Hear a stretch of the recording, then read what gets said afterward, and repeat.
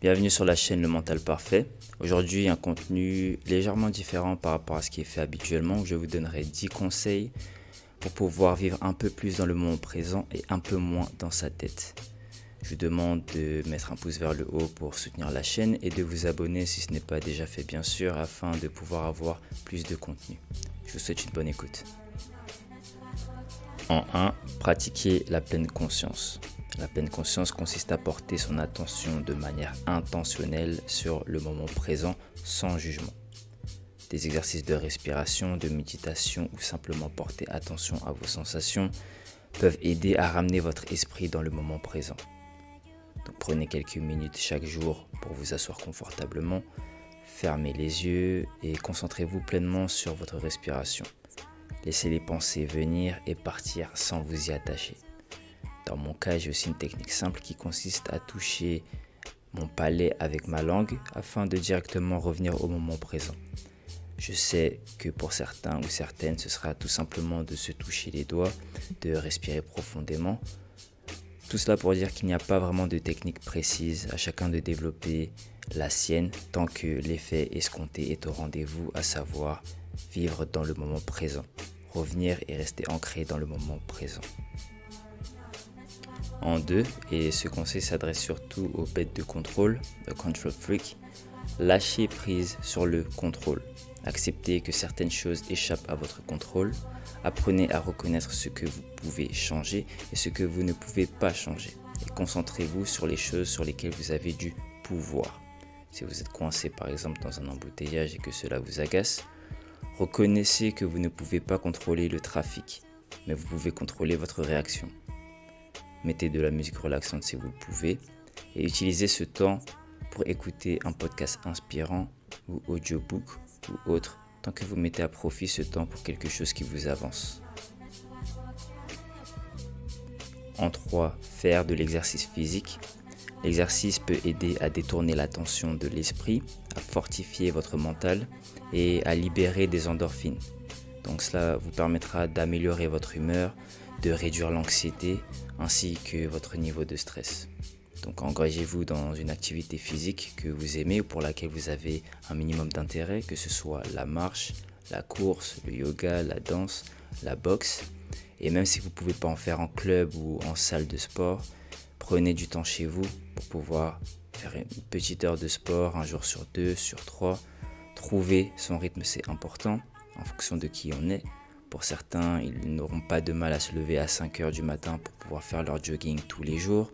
Pour d'autres, ce sera des séances un peu plus légères de temps en temps dans la semaine. Enfin, pensez à faire du sport de manière régulière afin que tous les bienfaits que ça peut vous apporter soient vôtres.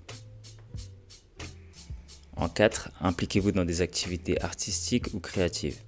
Les activités créatives peuvent être d'excellents moyens de canaliser l'énergie mentale vers des expressions plus concrètes. Donc, commencez à tenir un journal, à dessiner, à peindre, à jouer d'un instrument, à tenir un blog sur un sujet qui vous intéresse, à ouvrir une chaîne YouTube.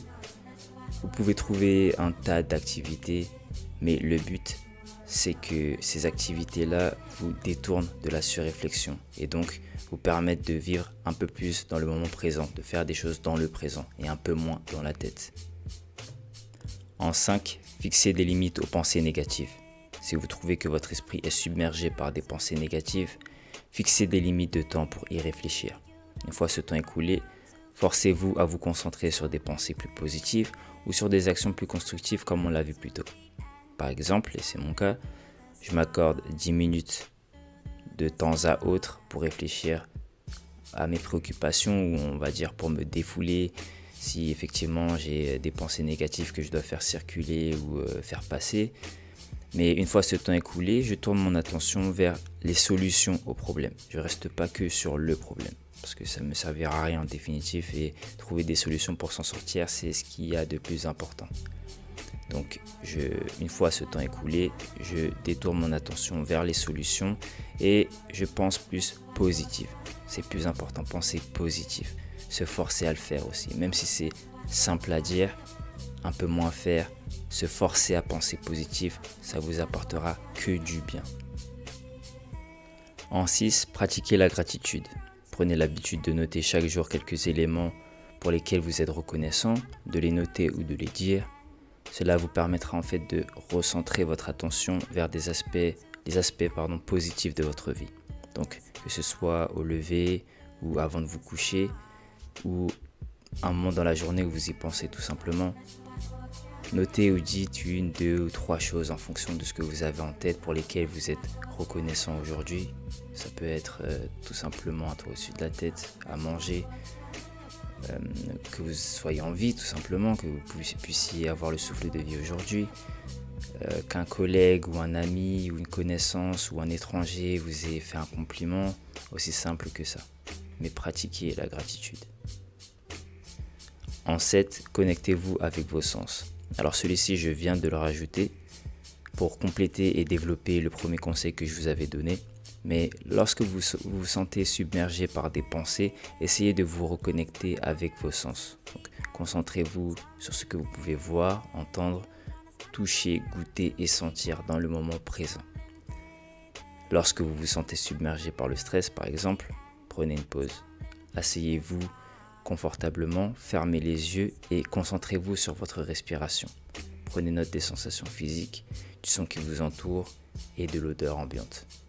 Et là où je dis que ça rejoint le premier conseil que je vous avais donné, c'est que tout simplement, vous pouvez développer votre propre technique, mais je rappelle la mienne qui est tout simplement de toucher ma langue contre mon palais afin de directement revenir au moment présent lorsque je suis submergé par quelque chose, par mes pensées ou autre. En 8, établissez un équilibre entre réflexion et action. Si vous trouvez que vous réfléchissez trop sans prendre d'action concrète, essayez de vous fixer des objectifs réalisables et commencez à les mettre en œuvre, aussi petites soient-elles. Si vous réfléchissez à un projet depuis un certain temps par exemple, fixez-vous une petite étape réalisable aujourd'hui. Parce qu'on oublie très souvent qu'on aura beau analyser les choses, on aura beau penser les choses et s'enterrer dans ce processus de réflexion, c'est l'action, c'est agir qui brise le cycle de la suranalyse, de la surpensée. C'est agir, c'est l'action. Donc pensez à faire les choses au lieu que ce soit les choses qui vous fassent. Très important. En 9, c'est consulter un professionnel. Si vivre dans votre tête devient un obstacle significatif dans votre vie quotidienne, pensez à consulter un professionnel de la santé mentale. Très important. Vous pouvez vous pencher vers des psychologues, des conseillers ou même à l'heure où on parle, des coachs de vie sont disponibles. Il suffit de s'y pencher pour trouver les chaussures à son pied. Mais très important parce qu'ils vous aideront à obtenir un soutien personnalisé. Par moments, il est vrai que de simples conseils peuvent vite atteindre leurs limites pour certains cas. Et donc dans ce cas-là, il ne faut pas hésiter à pousser la chose et vraiment penser à consulter un professionnel. En 10, c'est pas tant un conseil mais plus un disclaimer pour rappeler que chaque personne est différente. Donc il est possible que certaines de ces suggestions fonctionnent mieux pour certains que pour d'autres en fonction de la situation dans laquelle on est. Mais c'est à chacun de les expérimenter et de les adapter justement à sa propre situation. Donc d'essayer et de voir, d'utiliser ce qui vous est utile, de mettre de côté ce qui est un peu moins. Et en fonction des étapes de la vie, vous pourrez en reprendre, en lâcher. Enfin, tout dépend de vous et de votre mode opératoire, du mode opératoire que vous décidez de mettre en place par rapport à ça. Tant que l'objectif reste atteint, c'est-à-dire vivre moins dans sa tête et un peu plus dans le moment présent. On arrive du coup à la fin de cet audio.